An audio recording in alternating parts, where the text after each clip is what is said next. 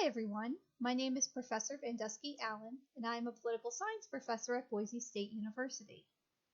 In your course at this point, you should have already learned about the role that federalism plays in shaping politics in the U.S. political system.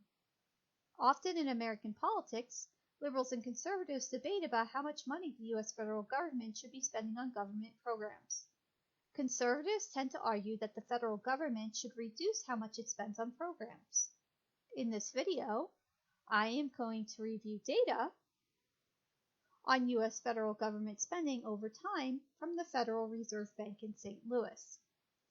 You can visit the website that this data here is from by clicking on the link in the video description below.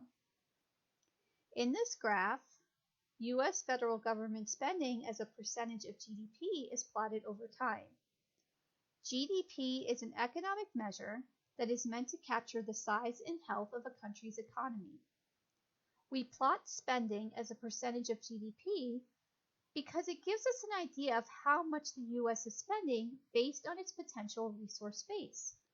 The higher the GDP, theoretically, the more resources the government can spend. Note that on the graph, the y-axis here represents U.S. federal government spending as a percentage of GDP. The x-axis represents time. The blue line represents spending each year. So for example, in 1944, the U.S. federal government spending as a percentage of GDP was 40.7%. As you analyze this data for yourself, consider the following questions.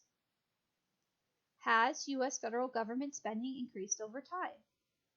Between 1980 and 2019, how much did the U.S. federal government tend to spend as a percentage of GDP?